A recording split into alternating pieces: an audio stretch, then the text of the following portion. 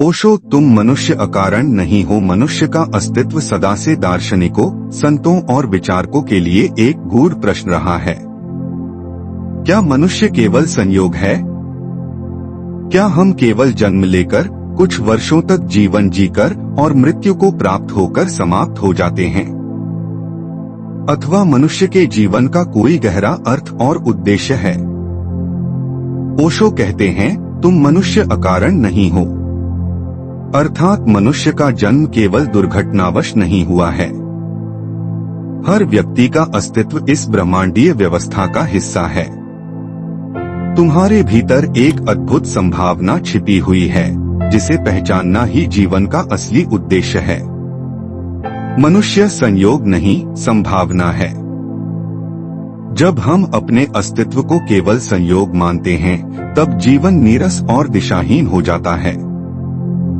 लेकिन यदि हम इसे एक संभावना के रूप में देखें, तब जीवन में आनंद, लक्ष्य और गहराई प्रकट होती है।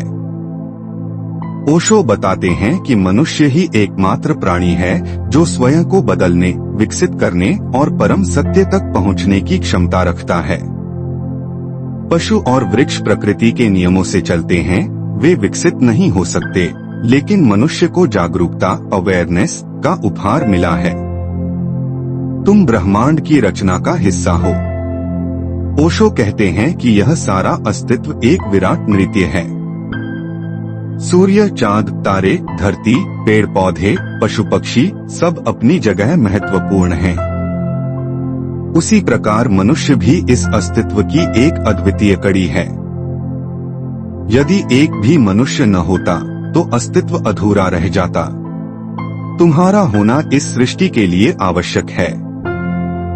इसीलिए वे कहते हैं, तुम्हें अकारण मत समझो, तुम सृष्टि के नायक हो। जन्म का रहस्य। ओशो के अनुसार मनुष्य का जन्म केवल शारीरिक घटना नहीं है। यह आत्मा की यात्रा का एक पड़ाव है। आत्मा अनगिनत जन्मों की यात्रा करती है और हर जन्म उसे एक नया अवसर देता है। मनुष्य के रूप में जन्म लेना विशेष सौभाग्य है, क्योंकि यही वह अवस्था है जिसमें आत्मा अपने मूल स्रोत परमात्मा को पहचान सकती है। जीवन का उद्देश्य। यदि मनुष्य अकारण नहीं है, तो प्रश्न उठता है, उसका उद्देश्य क्या है? ओशो कहते हैं कि मनुष्य का उद्देश्य है अपनी आंतरिक चेतना को जागृत करना, बाहरी दुनिया में उलझने के बजाय भीतर के मौन में उतरना, प्रेम, करुणा और ध्यान के माध्यम से स्वयं को रूपांतरित करना, अंततः अपने भीतर सोए हुए दिव्यता को पहचानना। मनुष्य केवल भोग या दुहक झेलने के लिए नहीं आया, बल्कि स्वयं को जानने, सेल्फ रियलाइजेशन के लिए आया है। ध्यान अस्तित्व का द्वार। ओशो बार बार ध्यान पर जोर देते हैं। उनका कहना है कि ध्यान ही वह मार्ग है जिससे मनुष्य अपने होने का असली अर्थ खोज सकता है। ध्यान से मनुष्य को अनुभव होता है कि वह केवल शरीर या मन नहीं है, बल्कि उससे भी परे एक साक्षी, विटनेस है। जब यह साक्षी भाव प्रकट होता है, तब स्पष्ट हो जाता है कि जीवन व्यर्थ नहीं है। अज्ञान से जागृति तक। ज्यादातर लोग अपने जीवन को अज्ञान में बिताते हैं।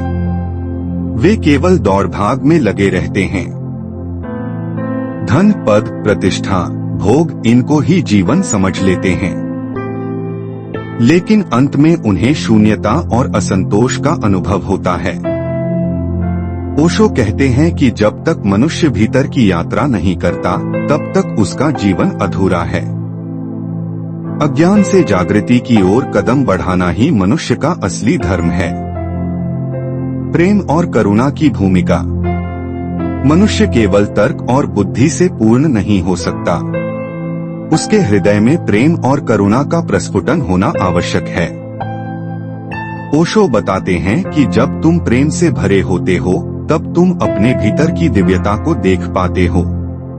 प्रेम तुम्हें दूसरों से जोड़ता है और करुणा तुम्हें अस्तित्व से एक कर देती है। इसलिए प्रेम और करुणा भी इस बात के प्रमाण हैं कि मनुष्य का अस्तित्व अकारण नहीं है। मृत्यु का रहस्य। यदि जीवन केवल जन्म और मृत्यु के बीच की यात्रा होता तो यह अर्थहीन होता। ओशो कहते हैं कि मृत्यु अंत नहीं है, यह केवल एक द्वार है जिससे आत्मा एक नए रूप में प्रवेश करती है। मनुष्य के लिए मृत्यु भय का कारण नहीं बल्कि मुक्ति का अवसर है। मृत्यु को समझने वाला व्यक्ति जीवन को भी सही ढंग से जी पाता है। ओशो का संदेश। ओशो का मूल संदेश यही है कि अपने अस्तित्व को स्वीकार करो, इसे अर्थहीन मत समझो, भीतर की दिव्यता को पहचानो। ध्यान, प्रेम और जागरूकता से अपने जीवन को एक उत्सव बनाओ। जब तुम यह समझ जाते हो कि तुम्हारा होना अकारण नहीं है, तब तुम्हारा हर कार्य, हर सांस, हर क्षण एक आशीर्वाद बन जाता है। निष्कर्ष। ओशो का यह कथन तुम मनुष्य अकारण नहीं हो हमें गहरे आत्मबोध की ओर ले जाता है। यह स्मरण कराता है कि हमारा जीवन संयोग नहीं बल्कि एक विराट योजना का हिस्सा है। मनुष्य का जन्म दुर्लभ है और इसका उद्देश्य है स्वयं को जानना, परमात्मा से मिलना और जीवन को एक उत्सव बनाना। यदि हम इसे समझ लें तो जीवन व्यर्थ नहीं रहेगा। हर क्षण सार्थक और हर सांस आनंदमय हो जाएगी।